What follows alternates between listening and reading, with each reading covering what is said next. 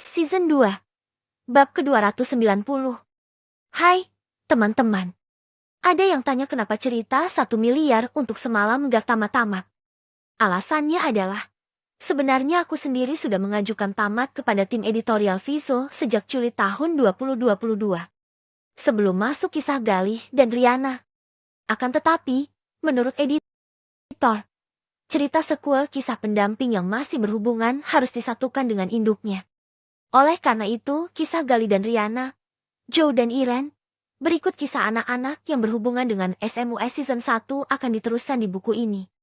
Jadi anggap saja teman-teman baca buku ini, setara dengan membaca 5 buku. Yes, aku paham akan ada titik bosan. Aku pun sempat merasakan hal yang sama. Tapi, ini adalah kebijakan dari Viso. Jadi, selamat membaca. Waktu menunjukkan pukul 11 malam saat Lan tiba di rumah. Ia langsung menuju kamar. Setelah berganti pakaian ia memilih merenung di balkon. Memandangi langit gelap yang dihiasi kilauan bintang. Memikirkan apa? Suara Darren membuyarkan lamunan lelaki itu. Tidak ada, Abi. Jawabnya pelan. Darren duduk di kursi sebelah Lan. Mengusap punggungnya berulang-ulang. Abi tahu apa yang kamu pikirkan. Erlan menatap lelaki yang membesarkannya itu. Sejak orang tuanya meninggal, Darren dan Melati yang membesarkannya. Merawat layaknya anak sendiri. Bahkan mereka tidak membedakan Erlan dengan 2 anak kandungnya. Tentang pernikahan kamu dengan Amila. Tambah Darren. Erlan mengangguk dengan hela napas kasar. Di antara jutaan perempuan, kenapa Abi dan Opa memilih Amila? Apa yang lebih dari dia? Darren mengulas senyum tipis. Anakku, menikah adalah ibadah terpanjang dalam hidup. Abi dan Opa menginginkan kamu mendapatkan jodoh yang terbaik.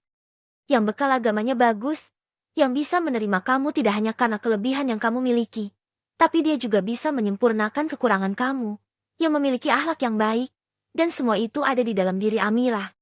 Insya Allah dia adalah pilihan terbaik. Ucap Darren panjang lebar. Erlan hanya menarik napas dalam, kemudian menghembus secara perlahan. Sebelum ayah kamu menghembuskan napas terakhirnya, dia sudah menitipkan kamu kepada Abi. Jadi, Abi ikut bertanggung jawab untuk masa depan kamu, termasuk dalam hal mencari jodoh yang terbaik. Iya, Abi. Aku paham. Kamu hanya ragu karena belum menjalani. Suatu saat kamu akan paham bahwa kami melakukan ini bukan karena ingin membuat kamu terluka. Abi, Umi dan Opa, kami semua mengharapkan yang terbaik untuk kamu. Maafkan aku, Abi. Aku tidak bermaksud menyakiti Abi, Umi, atau Opa. Aku hanya belum siap dan merasa kurang cocok dengan gadis itu. Kamu kan belum mengenal Amira. Berpacaranlah dengan dia setelah menikah nanti. Pacaran yang halal, bukan pacaran yang haram dan membawa kamu pada kemaksiatan. Erlan menatap abinya itu. Ia memang sangat pandai dalam membungkam Erlan. Membuatnya benar-benar tersentil. Abi nyindir. Darren terkekeh. Kalau kamu tersinggung artinya ucapan Abi benar. Dong. Ia mengusap bahu pemuda itu. Kamu sangat beruntung, nak. Karena hanya kamu yang akan berhak melihat wajah Amira. Ingat, segala sesuatu yang ditutupi itu memiliki kesan mahal. Sedangkan yang terbuka memiliki kesan murah. Erlan menarik napas dalam. Ia kembali tersentil. Di sisi lain, Amira baru saja selesai mengaji saat Umi masuk ke kamar. Malam ini gadis itu tidak dapat terpejam karena sangat gelisah memikirkan hari pernikahannya yang akan digelar dalam beberapa hari lagi. Sehingga memilih menenangkan diri dengan menjalankan syalat dan mengaji yang membuat hatinya jauh lebih baik. Kamu belum tidur, nak? Tanya wanita parubaya itu. Belum, Umi. Jawabnya sambil melepas mukena yang membalut tubuhnya. Kemudian duduk di tepi tempat tidur, tepat di samping Umi. Wanita parubaya itu meraih sisir dan menyisiri rambut panjang putri kesayangannya. Rambut Amira panjang dan begitu berkilau. Kulitnya putih bersih dan bercahaya meskipun ia sama sekali tidak melakukan perawatan mahal. Cantik sekali anak Umi. Laki-laki yang mendapatkan kamu adalah orang yang sangat beruntung. Karena kecantikan kamu hanya dia yang bisa menikmati tanpa batasan. Amira memutuskan untuk menggunakan cadar sejak berusia 13 tahun. Tepat di hari pertama saat ia mendapatkan menstruasi.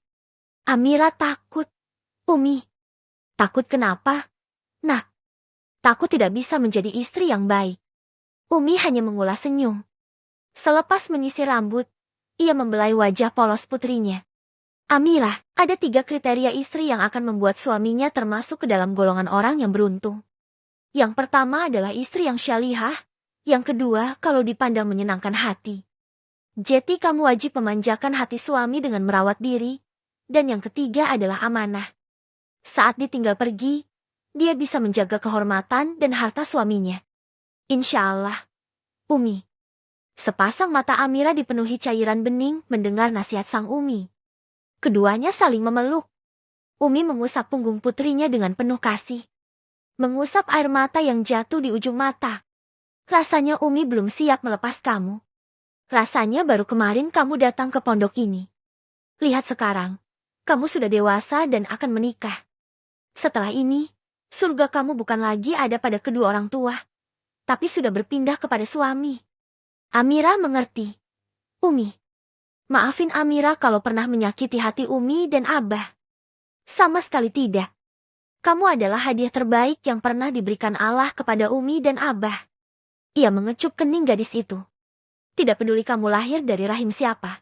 Tapi Umi yakin ibu yang melahirkan kamu pasti wanita yang sangat baik, sehingga memiliki anak seperti kamu. Tapi, ibu baik mana yang tega meninggalkan anaknya? Umi, tidak ada seorang ibu pun yang tidak mencintai anaknya. Jangan biarkan kebencian di hati kamu tumbuh. Tetaplah berbaik sangka kepada Allah dan takdirnya. Insya Allah ada alasan baik kenapa kamu terpisah dari kedua orang tua kandung kamu. Amira mengangguk paham. Air mata yang sejak tadi ia tahan akhirnya jatuh membasahi pipi. Tapi, Amira boleh kecewakan? Umi, ganti kekecewaan kamu dengan doa. Nah, kalaupun orang tua kandung kamu sudah kembali ke pangkuan Allah, doakan supaya dosa mereka terampuni. Kalaupun masih hidup, doakan agar mereka sehat dan bahagia. Mungkin saja saat ini mereka sedang memikirkan dan merindukan kamu. Mungkin saja saat ini mereka sedang menangisi kamu. Amira menjatuhkan air mata.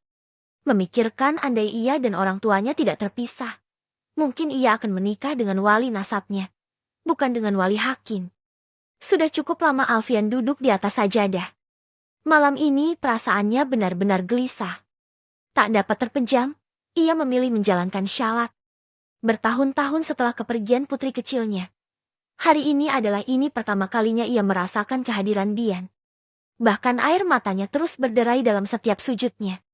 Ada nama Bian yang selalu terselip di dalam doa. Ya Allah, jika putriku sudah berada di pangkuanmu, jadikanlah dia syafaat bagiku di hari akhir nanti. Kalaupun dia masih ada, sehatkan badannya, bahagiakan hatinya, dan tempatkan dia di antara orang-orang beriman. Pakaian terakhir yang dikenakan Bian saat hilang masih tersimpan dengan baik. Pakaian sobek itu tak sekalipun ia perlihatkan kepada Aileen ataupun anak-anaknya yang lain. Ia memeluk pakaian tersebut dalam tangis. Alfian tidak mengerti perasaan apa yang sedang menguasai hatinya. Tetapi, bayangan gadis bercadar yang ia temui di pondok benar-benar mengingatkannya kepada gadis kecilnya yang hilang belasan tahun lalu.